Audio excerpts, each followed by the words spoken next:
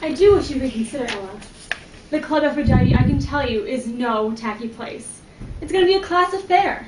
I mean, all the guys from the single bars will be there. My boss is going, and he isn't even single. It's going to be a real swinging party. Come on, it's New Year's Eve. Forget it, Mal. What does she care about New Year's Eve? She'd just as soon spend it with a stupid book. Didn't she read her way through Christmas and 4th of July and even Valentine's Day? Leave her alone, Minnie. Come on, Ella, just for a couple hours. If you don't like it, you can leave. Will you give me a hand with this belt? There's going to be 3 rock bands, all big name groups. And an open bar! Come on, give yourself a break. You can still get tickets at the door. Bridget called about an hour ago and said they hadn't quite sold out yet. Forget it, Mal. You know she hasn't got the bread. She throws it all away at that rip-off of a bookstore where all the freaks hang out. Is that it, Ella? I mean, if that's your only reason for not going, I can let you have the dough. I know your fellowship stipend doesn't stretch very far. And I just got a nice Christmas bonus from my boss for addressing his cards. Come on, treats on me. You're a real sucker, Mal, you know that? This little loafer lolls around libraries all day while you type your fingers off and I listen to housewives complain about overcharges on their phone bills. And when we come home, we have to cook dinner while she cuddles up by the fire all night with her stupid notebook. Here, come with the zipper. Little philosopher. She doesn't do her share of the housework. And you want to treat her to something she doesn't even appreciate. You're soft, Mal. A real marshmallow. Okay, that is not true about the housework, Minnie, and you know it. We cook. Ella cleans. You know she does her cleaning at night when we're out bar hopping. When have we ever come home to find a place less than apple pie order? Oh, come off it, Mal. You know we always come home so stoned. We don't know apple pie from blueberry tarts. Now let's hustle, or we're going to be late. I don't want to miss the Prince of the Paupers. They're up first. And the Prince has one terrific act. Even Bridget says it's dynamite. Okay, Ella, if you change your mind, just come on down. I'll leave some money at the office for you. Okay?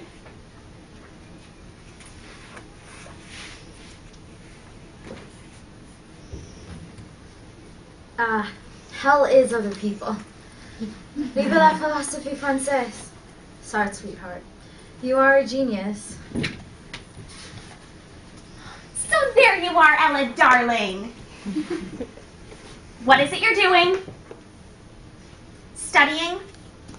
On New Year's Eve, while the rest of the world is partying. I'm reading Jean-Paul Sartre, Godmother. He's a famous French philosopher. French, is he? Well, I haven't much use for the French. Not since that scoundrel Sam Beckett ran off to Paris and shamed us by telling the world he was Irish. And the foolish French, to be sure, made a big fuss over all his gibberish. But then, they wouldn't know a decent, straightforward sentence if they had one. I'm sorry I can't play checkers with you tonight, Godmother. My PhD conferences are next week, and there's bound to be a whole section on existentialism. Leave your isms for one night, darling. It's not checkers I came for, but to bring you this new dress. A dress? But I'm not going anyplace. Oh, but you are. I promised your mother, God rest her soul, that I'd look after you, and I have. I know you have, and I really appreciate But I won't be around forever, you know. Now you're 30 years old, Ella, darling, and it's time you got yourself married. You can't be going to school for the rest of your life. Why not? Lots of people seem to like it. No goddaughter of mine is going to be an academic bum. But Godmother... No buts! My husband's nephew Seamus is visiting us. He's a good boy and he's looking for a nice girl he can introduce to his family. Minnie and Molly have gone to dance at Club Aphrodite. Why don't you send your nephew over there? Club Aphrodite, is it? I can just imagine the kind of partying that will be going on there. No, thank you. But I've seen those stepsisters of yours come staggering in here at the wee hours. Sure is a shameful thing, and I'm glad your blessed mother didn't live to see it. But I'm sure Seamus would have a great time with them. This you can be certain of. It's the no-good drunk of a father those two are taking after. No, darling, that's not for you, nor for my nephew either. You and Seamus will get along just as smooth as two pebbles in a brook. I bet. There now! You are beautiful in that dress, Ella, darling. But If Godmother, only your dear mother were here to see it. Godmother, I'd much rather stay home and read. Ah, you'll be reading those pretty eyes of yours right out of your head. It's time they start noticing some other shapes besides print on a page.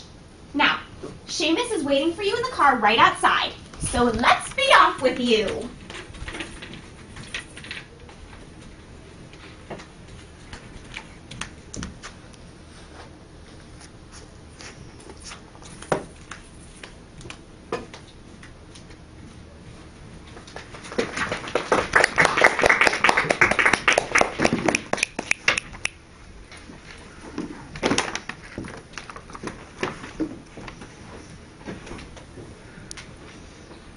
I don't believe it. I just don't believe it. Our own baby sister. Step-sister. Our own baby stepsister. I just don't believe it. That's what I said. Who would have thought the prince would go absolutely bananas over our own baby stepsister? A common bookworm. That's incredible. What I find most incredible is that she came to the club at all. And with that dork, too. Now Seamus isn't that bad. Listen, no decent guy has knuckles that drag on the floor as he walks. No way. Maybe the prince felt sorry for Ella. Dancing with an ape can be a pretty sympathy-inducing situation. Don't you think he overcompensated a little, dedicating every number to Ella, one hell of a swell Bella? And he wouldn't leave her alone during the dance breaks. Yeah, I noticed. And the entire time when he was nibbling on her ear, she had her nose in that stupid book. I didn't think she noticed him. There's something wrong with that girl, Molly. She's sick. I mean, she's sick. Know what I mean? Any girl that can read her way through seduction has got to have Terrific concentration. So there you are. Maybe you could tell us why you left the dance so early. Oh, I was bored. Bored? The richest, coolest, hottest band leader in the country makes a pass at you and you're bored? I have to study for my comps next week. Comps? Ella, when are you going to grow up and graduate? Never if I don't get some peace and quiet to study in. But Elle, if you marry the prince, you'll never have to study again. I like studying. Told you she was sick. And you'll never have to clean again? I don't mind cleaning. And you'll have someone to support you? I can support myself. On what? Your fellowship expired this semester. I got awarded another one. What? Do they have special funds for geriatrics? I'm going to study abroad. Abroad? I was going to tell you. The Prince of the Paupers is panting at your doorstep and you're going to leave town? Sick. Didn't I say she's sick?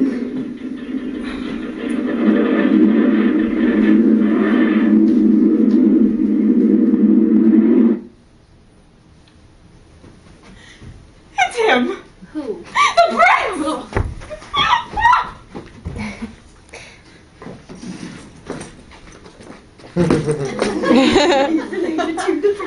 We're going to be related to the prince. Where are you going? I have to go pick up my airplane ticket. Come on, Ella. Be reasonable. Or at least normal. Stay here and marry the prince. I can't. I just don't want to. Why not?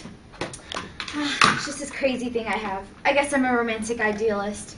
I just have this ridiculous urge. Urge? Yes, and I'm determined to do it.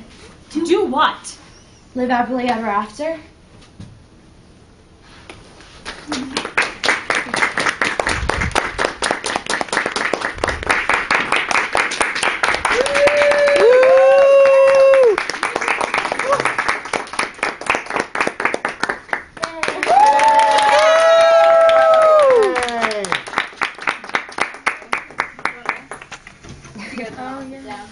Okay, so the main themes I picked up on